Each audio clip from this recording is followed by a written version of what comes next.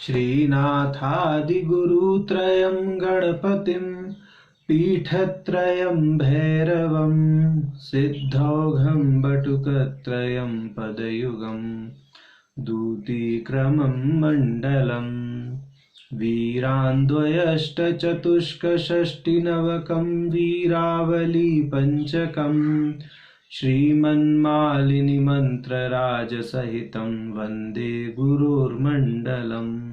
नारायण। श्री तंत्रालोक की श्रृंखला में प्रथम आह्निक की प्रारंभिक हम 65 कारिकाएं देख चुके थे। अब हमें 66वीं कारिका प्राप्त है। 65वीं कारिका के भाष्य में भाष्यकार जी ने ईश्वराद्वैतवाद की घोषणा की थी। माने वह अद्वैत की दृष्टि से तांत्रिक दर्शन को स्थापित कर रहे हैं, ऐसा घोषित किया गया। माने अभिनव गुप्त जी के पक्ष को उन्होंने पोषित किया अपने भाष्य में और स्पष्ट भी किया। अब वह पूर्व पक्ष प्रस्तुत कर रहे हैं 66वीं कारिका से पहले। वे कह रहे हैं कि आपने पहले जो ये विभुत्व आदि धर्मों की बात कही गई है, इस दृष्टि से तो धर्मी धर्म का और भिन्न भिन्न धर्मों का परस्पर भेद परिलक्षित होता है।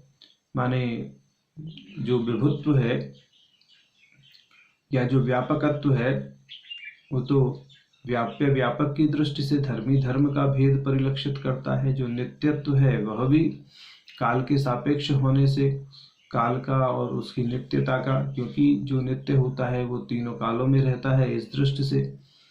और सर्व रूपत्व में भी सभी रूपों की दृष्टि से माने भेद तो परिलक्षित होता है धर्म धर्मी का। और दूसरा जो आपने ये 3 धर्म बताए, विभुत्व, नित्यत्व, व्यापकत्व, नित्यत्व और सर्वरूपत्व, ये भी तो भेद ही है, 3 प्रकार से कहा गया है। तो बोले इसका निराकरण कैसे हो? ऐसे तो आपका ये जो अद्वैतवाद है यह खंडित हो जाएगा, इस अद्वैतवाद की हानि हो जाएगी। तो अब इस पर अभिनव गुप्त जी इस पक्ष को स्पष्ट करने के लिए अगली कारिका का व्याख्यान करते हैं। अभिनव गुप्त जी के अनुसार जो है कि न चास्य भूताद्यो अयम अन्योन्यम विविद्यते। तो यहाँ पर ये धर्मी धर्मी की अभेदता को बता रहे हैं और ख्यापित कर रहे हैं कि भाई ऐसा है, ये जो विभुत्व आदि धर्म है, ये जो विभुत्व आदि धर्म है, इनमें व्याप्य व्यापक की दृष्टि से जैसे धर्मी धर्म है ना, तो ये धर्मी धर्म को उस दृष्टि से नहीं देखना चाहिए जैसे सामान्यतः देखा जाता है। यहाँ तो समस्त प्रकार के धर्मों का जो प्रकाशक है वो शिव तत्व है, ठीक। और समस्त प्रकार के जितने भी अधिष्ठान हैं, जितने भी व्याप्य हैं, वह भी इसी प्रकाशक शिव के द्वारा प्रकाशित हैं। तो चूंकि जब सभी अधिष्ठान, सभी जो व्याप्य हैं वह शिव के द्वारा प्रकाशित हैं, तो वह व्याप्त कहाँ होगा? माने जो शिव है वह व्याप्त कहाँ हो सकता है जब सभी व्याप्य स्थानों को, समस्त देशों को वही प्रकाशित कर रहा है। तो इस दृष्टि से उसमें व्याप्य व्यापक संबंध जो है वह धर्म धर्मी वाला नहीं मानना चाहिए। उसका कोई व्याप्य है ही नहीं। यदि कोई है भी तो वह स्वयं ही अपना व्याप्य है, स्वयं ही व्यापक है। तो इस दृष्टि से उसका ये व्याप्यत्व जो है स्वभाव सिद्ध होता है, धर्म सिद्ध नहीं होता।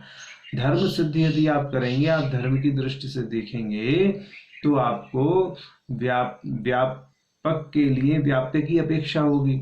जैसे तिल में तेल है, तो तेल जो है तिल के अंदर व्यापक होता है और वहां व्याप्य है तिल, और तेल है व्यापक।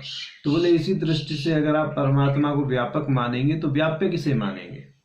वो संभव नहीं है। तो व्याप्य यदि मानना है कुछ, तो फिर तो परमात्मा हमारा जो हमारा सिद्धांत है वह खंडित होता है। तो हम तो व्याप्य की सत्ता इस दृष्टि से मानते, धर्म की दृष्टि से, धर्मी की दृष्टि से तो देखते ही नहीं है हम व्याप्य व्यापक संबंध को। हम तो इस परमात्मा के, शिव के विभुत्व को, उनके व्यापकत्व को उनके स्वभाव की दृष्टि से देखते हैं।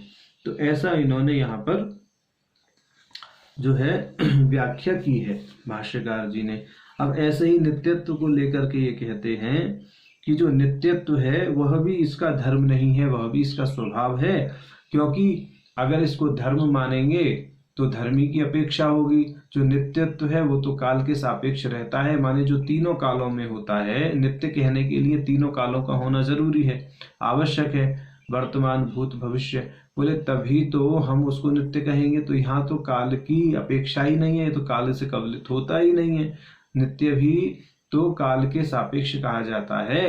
इसलिए जो है नित्यत्व को आप धर्म मान रहे हैं, क्योंकि आप काल के सापेक्ष देख रहे हैं। तो जो काल के सापेक्ष होगा वो नित्य होगा, माने जो तीनों कालों में रहेगा वो नित्य होगा। तो ये कह रहे हैं कि हमारा जो परम शिव है वह तो काल से कवलित ही नहीं होता, अकाल कलित है। इसलिए जो इसका नित्यत्व है वह धर्म ना होकर के यहाँ स्वभाव की दृष्टि से कहा गया है। अभी कह रहे हैं कि ये हमने विभुत्व और नित्यत्व की बात कर दी, इसी प्रकार इनका जो है विश्व रूपत्व भी समझ लेना चाहिए। इसी प्रकार इनका विश्व रूपत्व भी है। कह रहे हैं कि विश्व की अपेक्षा, यानी विश्व रूपत्व को भी विश्व नाम की किसी वस्तु की अपेक्षा होती ही है, ठीक है, जो इसका आकार बन सके। तो जो परम शिव है, चूंकि वही समस्त प्रकार के रूपों में अभिव्यक्त हैं, ठीक है, आकार क्या बनेगा, माने समस्त आकार जब उनसे प्रकाशित हैं तो फिर उनको किसी अन्य रूप की या अन्य विश्व की अपेक्षा क्या होगी, वह सर्वथा निरपेक्ष तत्व है। तो इसलिए रूपत्व भी उनका धर्म नहीं बनेगा, उनका स्वभाव ही बनेगा सर्व रूपत्व। तो इस दृष्टि से हम व्यापकत्व, नित्यत्व और सर्वरूपत्व की व्याख्या करते हैं। हमारे यहाँ तो सर्वरूपत्व, व्यापकत्व और नित्यत्व जो है ये परम शिव के स्वभाव हैं। धर्म धर्मी वाला संबंध तो हम इनमें मानते ही नहीं। तो इसलिए धर्म धर्मी का तो कोई भेद यहाँ पर नहीं है। स्वभाव होने के कारण यह तो उससे अद्वय भाव रखते हैं। तो इस दृष्टि से कहा। अब ये कह रहे हैं कि भाई ठीक है, जो परस्पर भेद की बात है धर्म की, कि चलिए हमने मान लिया कि जो ये नित्यत्व आदि हैं ये उनके स्वभाव हैं, तो स्वभाव तो एक होता है, पर यहाँ भिन्न भिन्न स्वभाव क्यों दिखाई दे रहे हैं। माने कि वह नित्य भी हैं, व्यापक भी हैं और सर्वरूप भी हैं। तो ये कह रहे हैं यहाँ पर कि एवं चैषाम पर प्रकाशापेक्षया कथम चित भेदा योगात पारस्परिकोपि भेदो नास्ति इत्युक्तम न चान्योन्यम विभद्यते इति। तो ये कह रहे हैं कि इस प्रकार ये जो आप जिनको धर्म कह रहे हैं उनका पर प्रकाश की अपेक्षा, जो पर प्रकाश है, परम शिव का जो प्रकाश है, ठीक है, उसकी अपेक्षा यहाँ किसी भी प्रकार का भेद नहीं है, क्योंकि वह तो परम प्रकाश के प्रकाश में ही, यानी परम प्रकाश से प्रकाशित जो उसका स्वभाव है वही परिलक्षित हो रहा है। भेद तो आप कल्पित कर रहे हैं, इस चीज को वो आगे बोलेंगे, अभी आगे की कारिकाओं में स्पष्ट कर देंगे। तो ये कह रहे हैं कि स्वभाव एक नहीं, वो स्वभाव अनेक नहीं, एक ही है। ये तो भिन्न भिन्न कल्पनाओं के आधार पर परिकल्पित होने के कारण आपको विभिन्न दिखाई दे रहा है। वास्तव में इनमें कोई भेद है नहीं, और यह तो पर प्रकाश के कारण ही, यानी पर प्रकाश की अपेक्षा से ही प्रकाशित है। तो चूंकि पर प्रकाश अभेद स्वरूप है, तो उसमें जो प्रकाशित कल्पना है वो भी अभेद स्वरूप ही है, उससे अभिन्न है। ऐसा ही अभी आगे की कारिकाओं में स्पष्ट कर देंगे। अब ये कह रहे हैं कि ये भाई ठीक है, जिस तरह की बात अभी हम कह रहे थे कि ये जो आपने कहा कि धर्म और धर्मी का भेद नहीं है, तो विभुत्व, नित्यत्व और विश्वाकृति वाला जो धर्म भेद है उसका निराकरण हमें दोबारा सुनना है। पूर्व पक्ष कह रहा है कि हमें तो धर्म, जो आपने भिन्न भिन्न धर्म बताए हैं, धर्म भेद बताए हैं, विभुत्व, नित्यत्व और विश्वाकृत्व, इसके विषय में हमें स्पष्टीकरण दीजिए। हम नहीं आपके विषय से संतुष्ट हैं, आपके कथन से हम संतुष्ट नहीं हैं, हमें तो यहाँ पर द्वैत ही दिखाई दे रहा है। तो अब ये कह रहे हैं एक एवास्य धर्मासौ सर्वाक्षेपेण वर्तते, कि इस परम शिव का जो एक ही धर्म है और वो धर्म है सभी धर्मों को समाहित करके रहना। तो तो यहाँ जो भिन्न भिन्न प्रकार के धर्म आपको दिखाई दे रहे हैं, विभुत्व, नित्यत्व, व्यापकत्व और आपके सर्वरूपत्व आदि जिनकी भी बात हो रही है, बोले ये तो सब जो भिन्न भिन्न धर्म हैं, ये भिन्न भिन्न धर्म एक ही साथ उसके अंदर रहते हैं। उस परमात्मा का यही धर्म है कि वो भिन्न भिन्न धर्म वैचित्र को एक साथ आक्षिप्त करके वर्तमान रहता है, समाहित करके वर्तमान रहता है। और ये जो धर्म है, ये किस पद से कहा गया है उसकी अब चर्चा अगली पंक्ति में करते हैं। माने 67वें श्लोक में, तेन स्वातंत्र शक्ति एवं युक्त इति आंजस विधौ, कि ये जो है उसका, जो हम जिस धर्म की बात कर रहे हैं, जिसको आप धर्म कह रहे हैं, जिसको आप बार बार धर्म कह कह करके अपने शब्द को हमारे मुंह में रखना चाहते हैं, धर्म धर्म धर्म, हम यहाँ पर जो है धर्म धर्मी की अपेक्षा से बात नहीं कर रहे हैं, स्वभाव की अपेक्षा से बात कर रहे हैं। तो आप फिर भी जिसको धर्म कह रहे हैं तो वो उसे हम स्वातंत्र शक्ति ही मानते हैं, और यही एक सरल विधि है। इस स्वातंत्र शक्ति में ही जितने भी अन्य अन्य धर्म हैं वो आक्षिप्त होकर के रहते हैं और समाहित होकर के रहते हैं, और इस स्वातंत्र शक्ति के साथ में एकीभूत वह सदाशिव प्रकाश रूप में सदैव अभिव्यक्त रहता है। चित्र वैचित्र के रूप में भी, विभुता के रूप, उसके वो विभुता, नित्यत्व और सर्वरूपत्व के जो रूप में है की दृष्टि से उसको देखा जा सकता है या उसका वर्णन किया जा सकता है। आप करना चाहें तो कीजिए, परंतु हम तो उसके इन सब जिनको आप धर्म कहते हैं उनको हम स्वभाव ही मानेंगे, और इन सभी धर्मों को एक साथ समाहित रखना उसका अपना एकमात्र धर्म है, जिसे स्वातंत्र नाम से कहा गया है। और यहाँ पर जो धर्म पद का प्रयोग स्वातंत्र शक्ति के लिए किया है वो प्रासंगिक है, ये ध्यान रखना चाहिए। वास्तव में जो स्वातंत्र शक्ति है वो परमात्मा का स्वभाव मात्र है, धर्म नहीं है। तो यहाँ पर जो धर्म पद का प्रयोग इन्होंने स्वातंत्र शक्ति के लिए कर दिया है उसको प्रासंगिक समझना चाहिए, माने प्रसंग के बल पर बोला है। वास्तव में वो परमात्मा का धर्म नहीं है, परमात्मा का स्वभाव है ऐसा। अब आगे कह रहे हैं कि भाई यही सरल विधि है कि जो स्वातंत्र है वही एकमात्र परमात्मा का ऐसा धर्म है जो सबको आक्षिप्त करके वर्तमान रहता है, सबका, सारे धर्म समूहों का वो आक्षेप कर लेता है। और ये जो स्वयं स्वभावभूता उसका धर्म है, इसको ही अहम प्रत्यविमर्श कहते हैं। ऐसा यहाँ ये अब क्या कहते हैं ख्यापित करेंगे भाष्यकार इसके भाष्य में, अस्य खलु एवासौ अहम प्रत्यविमर्शाख्यो ही स्वभावभूतो धर्मो अस्ति यह सर्वं विभुत्वादि धर्म जातम आक्षिपेत। तो ये इन्होंने कह दिया कि ये जो अहम प्रत्यविमर्श नामक स्वभावभूता धर्म है जिसको स्वातंत्र कहते हैं, यही परमात्मा के अंदर जितने भी धर्म आपको परिलक्षित हो रहे हैं, पूर्व पक्ष को जितने भी धर्म हमारे अद्वैत संपन्न परम शिव में परिलक्षित हो रहे हैं, वह तो उसकी स्वातंत्र शक्ति के अंदर समाहित हैं, एक साथ वो आक्षिप्त होकर के रहते हैं। तो परमात्मा का एकमात्र जो धर्म है वह स्वातंत्र ही है। और ऐसा आगे शास्त्रों में कहा भी गया है, स्वातंत्रमेतत् मुख्यम तदैश्वर्यम परमात्मनः, यह स्वातंत्र ही परमात्मा का मुख्य ऐश्वर्य है ऐसा। अब ये कह रहे हैं चलिए ठीक है, आप तो स्वातंत्र की एकमात्र कथन कर रहे हैं, परंतु आपने इच्छा, ज्ञान, क्रिया आदि शक्तियों का भी उनका कथन किया है कि इच्छा शक्ति, ज्ञान शक्ति, क्रिया शक्ति, चित्त शक्ति, आनंद शक्ति, आप तो अनंत शक्तियां मानते हैं।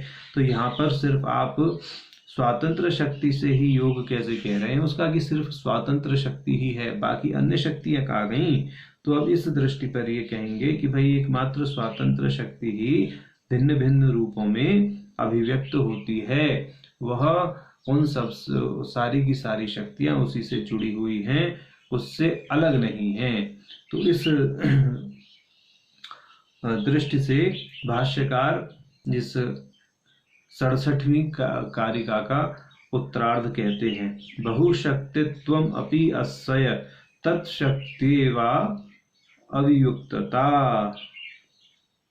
कि ये कह रहे हैं कि इसका अनेक शक्ति युक्त होना, ये जो स्वातंत्र शक्ति है यह अनेक शक्तियों से संपन्न है, अनेक शक्तियां इसी की ही अभिव्यक्ति है स्वातंत्र शक्ति की, और यह स्वातंत्र शक्ति से जो है अवियुक्त है, माने वियुक्त नहीं है, माने इससे भिन्न नहीं है स्वातंत्र शक्तियों से। अब ये इस चीज में मालिनी विजय तंत्र का प्रमाण प्रस्तुत करेंगे भाष्यकार। ये कह रहे हैं कि जो स्वातंत्र शक्ति है वही भिन्न भिन्न उपाधियों के कारण नाना रूप से अनेक शक्तियों में व्यावृत होती है, अभिव्यक्त हो जाती है, और ये स्वातंत्र शक्ति का योग ही अनंत शक्ति वाला हो जाता है उपाधि के बल पर। तो यहाँ पर ये उपाधि को क्या करेंगे, क्या कहते हैं, महत्ता देंगे, और उसके आधार पर स्वातंत्र शक्ति के बहुत्व को बताएंगे। तो यहाँ मालिनी विजय तंत्र का प्रमाण दे रहे हैं, या सा शक्तिर्जगत धातु कथिता समवायिनी इच्छात्वं तस्य सा देवी शिश्रिक्षो प्रतिपद्यते एकापि सत्यनेकत्वं यथा गच्छति तत्शृणु। अब क्या सुनू, अब यहाँ से शुरू करके कह रहे हैं, एक एवमेषा द्विरूपावि पुनर्भेदेर अनंतताम अर्थोपाधिवशात्याति चिंतामणिरीश्वरी। ये कह रहे हैं कि एकमात्र यही जो ईश्वरी शक्ति है, यही उपाधि के बल पर भिन्न भिन्न रूपों में अभिव्यक्त हो जाती है और चिंतामणि के समान अनंत फलों को प्रदान करने वाली है। अब फल भेद के कारण क्या होगा, उसमें आरोप हो जाएगा, भेद का आरोप हो जाएगा। यहाँ पर उन्होंने ऐसा आधार स्थापित कर दिया भाष्यकार जी ने, जिससे यह चीज ख्यापित हो जाएगी कि भाई जो आप भेद मान रहे हैं, माने जो पूर्व पक्ष भेद मान रहा है, वह भेद वस्तुतः हमारी दृष्टि में तो नहीं है। हम तो अपनी दृष्टि से यहाँ अभेद ही मानते हैं, क्योंकि हम शक्ति को परमात्मा से अभिन्न मानते हैं, और जो माने शक्ति का योग है वह परमात्मा का स्वाभाविक योग है। इस दृष्टि से तो अभेद है। परंतु आप जो यहाँ पर बार बार कह रहे हैं कि आपकी अनेक शक्तियां हैं और आप एक स्वतंत्र शक्ति को ही वरीयता दे रहे हैं, तो यहाँ पर ये समझना चाहिए कि उपाधि के भेद से, उपाधि के कारण जो स्वतंत्र शक्ति है वह भिन्न भिन्न शक्तियों में अभिव्यक्त हो जाती है। इच्छा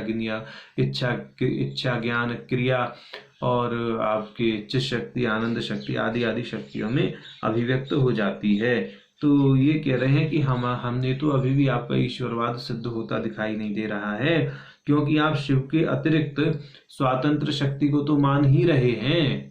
आप बार बार कह रहे हैं शिव और स्वतंत्र शक्ति, शिव और उसकी स्वतंत्र शक्ति, शिव और उसकी स्वतंत्र शक्ति। चलिए हमने मान लिया कि भिन्न भिन्न प्रकार की जो शक्तियां हैं वह स्वतंत्र शक्ति में उपाधि के कारण भिन्न भिन्न फल भेद से भिन्न भिन्न हो जाती हैं। तो अब ये कह रहे हैं कि ये जो आप कह रहे हैं कि शिव के अतिरिक्त स्वतंत्र शक्ति का कथन किया जाता है, तो ये भी वास्तव में अभेद ही है। आप इसको हमारे वाक्य का शब्दार्थ मात्र निकाल रहे हैं, हमारे भाव को नहीं समझ रहे। तो यहाँ समझिए, इसकी को ख्यापित करने के लिए, माने स्वतंत्र शक्ति और शिव के बीच अभेद ख्यापित करने की दृष्टि से जो है अभिनव गुप्त जी अगली कारिका का अवतरण करते हैं। अगली कारिका है, सत्तिश्च नाम भावस्य स्वम रूपम मातृकल्पितम तेनाद्वयं स एवापि शक्ति मत परिकल्पने। तो ये कह रहे हैं कि भाई फल भेद के कारण यहाँ भेद का आरोप किया गया है, वस्तुतः तो भेद है नहीं, ठीक है। और ये जो कह रहे हैं कि शक्तिश्च नाम भावस्य स्वम रूपम मातृकल्पितम, कि जो प्रमाता हैं, जो प्रमाता लोग हैं, जैसे आप हैं, आपको दिखाई दे रहा है, या कोई जिसका ज्ञान उस स्तर पर नहीं पहुंचा है जिसको अभेद दिखाई दे सके, वह उन लोगों के द्वारा कल्पित है। माने ये जो फल भेद के कारण प्रमाता भेद का आरोप कर लेते हैं, कल्पना कर लेते हैं, उसके कारण भेद दिखाई दे रहा है। वस्तुतः शिव का अपना जो स्वरूप है वह तो शक्ति ही है। शक्तिश्च नाम भावस्य स्वम रूपम, इस दृष्टि से समझना चाहिए कि जो परमात्मा शिव हैं उनका अपना स्वरूप तो शक्ति ही है। इसमें जो स्वातंत्र शक्ति का आप भेद देख रहे हैं वह तो फल भेद के कारण देख रहे हैं, वस्तुतः उसमें कोई भेद नहीं है। ठीक, प्रकाश का स्वभाव विमर्श ही होता है, प्रकाश का स्वभाव फैलना ही होता है। तो इस दृष्टि से जो शिव हैं उनका स्वभाव शक्ति है, और प्रकाश में प्रकाश शिवात्मक है और शक्ति विमर्शात्मक है, प्रकाश विमर्श युगल में।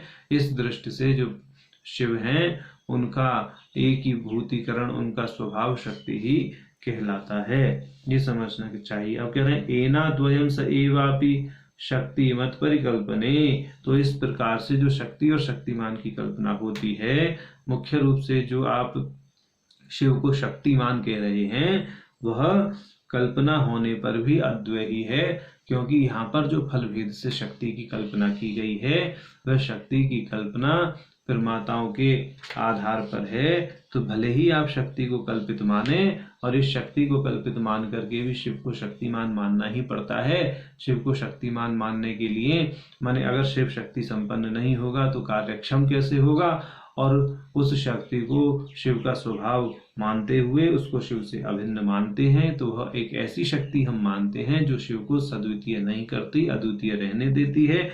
इस दृष्टि से यहाँ अद्वैतवाद बना हुआ है, हमारे अद्वैतवाद में कदापि हानि नहीं होती।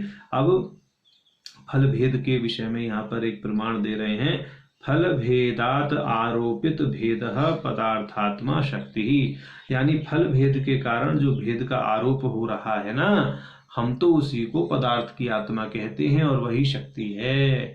तो माने जो भेद का आरोप है यह वास्तव में पदार्थ का आत्मा है, और इसको ही शक्ति कहा जाता है। तो ये कह रहे हैं चलिए ठीक है, हमने आपके इस पक्ष को मान लिया, शक्ति और शक्तिमान में भेद नहीं है। माने पूर्व पक्ष कह रहा है हम ये मान लेते हैं कि शक्ति और शक्तिमान में भेद नहीं है, किंतु शक्तियों में तो परस्पर भेद है ही। फिर भी ये तो हमें पता लग ही रहा है कि आप कहते हैं कि इच्छा शक्ति, ज्ञान शक्ति, क्रिया शक्ति, ये शक्ति और वो शक्ति, आप भिन्न भिन्न शक्तियों के नाम क्यों ले रहे हैं। तो बोले कि वो जो परस्पर भेद है उसमें आप कैसे संतुष्ट करेंगे। तो अभी कह रहे हैं भाष्यकार जी ने पूर्व पक्ष प्रस्तुत कर दिया। अब अभिनव गुप्त जी की कारिका इसी के निराकरण में है, आगे की 69वीं कारिका कि मात्र कृलिप्ते हि देवस्य तत्र तत्र वशुशयलय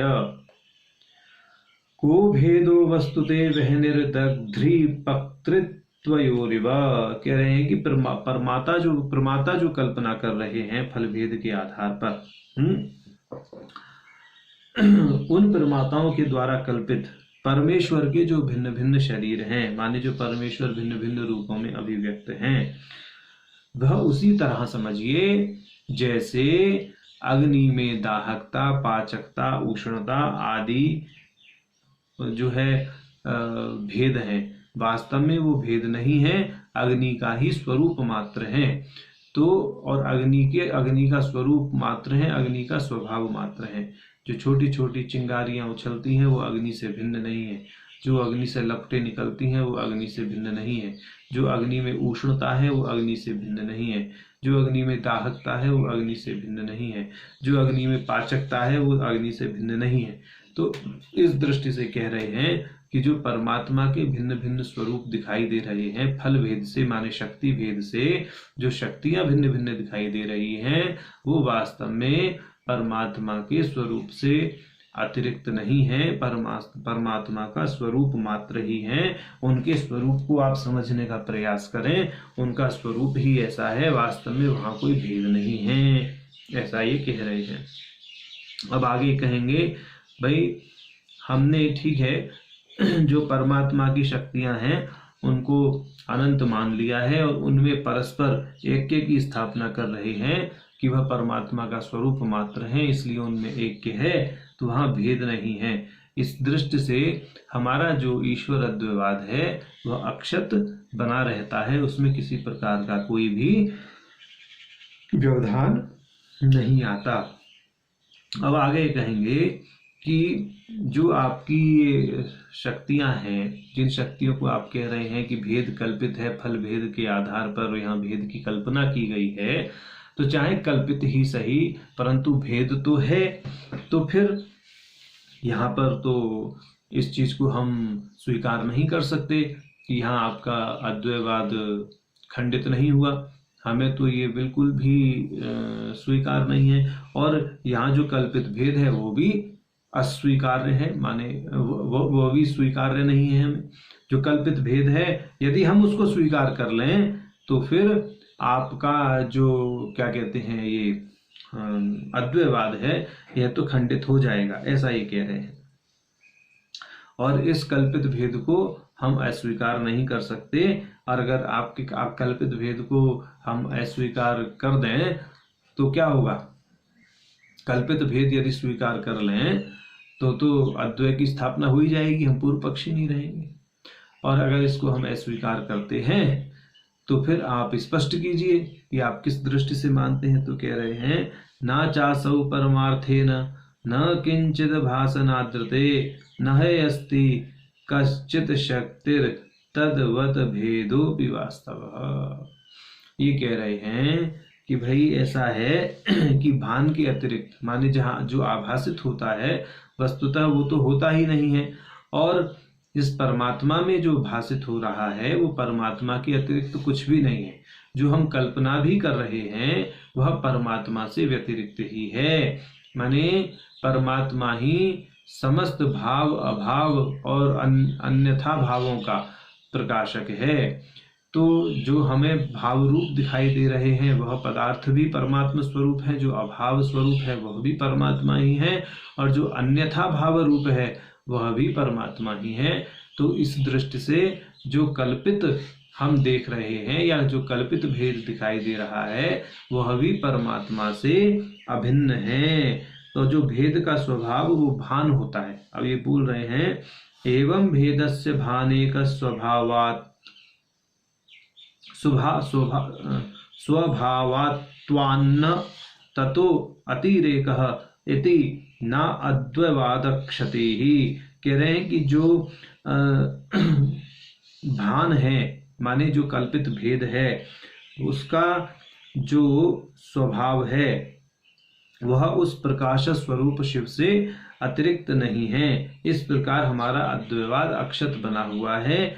वह कल्पित भेद भी परमात्मा के प्रकाश से ही प्रकाशित होने के कारण उस परमात्मा से अतिरिक्त नहीं कहा जा सकता। अब आगे कह रहे हैं नापि शक्ति नाम तद्वतश्च भेदेन स्थितस्य व्यवहारस्यापहनवः इति सर्वस्वस्थम। कह रहे हैं शक्ति और शक्तिमान के भेद रूप में जो स्थित व्यवहार को हम नहीं छिपा सकते हैं, इसलिए सब ठीक ही है। अब देखिए यहाँ पर एक बात हम आपको बता दें कि तांत्रिक दर्शन में जो व्यवहारिक दृष्टि है वहां पर तो कल्पित भेद माना गया है, माने व्यवहार में भेद की कल्पना की गई है।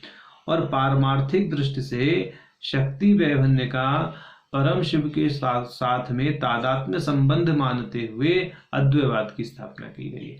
तो पारमार्थिक दृष्टि से अद्वैवाद तो है ही है, और व्यवहारिक दृष्टि से जो भेद है उस भेद को यह परमात्मा के प्रकाश में प्रकाशित मानने से परमात्मा से अतिरिक्त नहीं मानते, माने परमात्मा के साथ ही उसको देखते हैं और परमात्मा के साथ अद्वैत भाव से देखते हैं।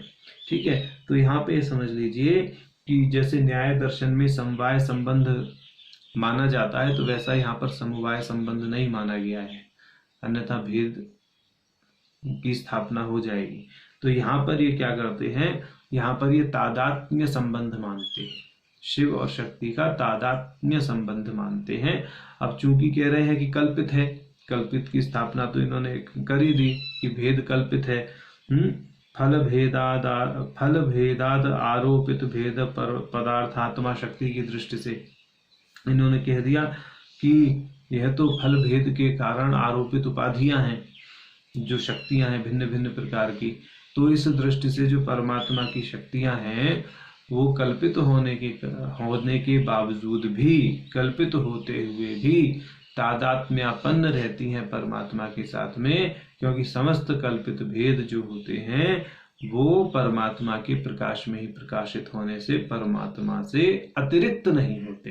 तो ऐसा यहाँ पर भाव कहा गया है। तो इस दृष्टि से हमने 66 से 70वीं कारिकाओं तक का जो है विवेचन किया या विवेचन देखा, भाष्यकार जी ने क्या लिखा है उस पर हमने चर्चा की। नारायण हरि।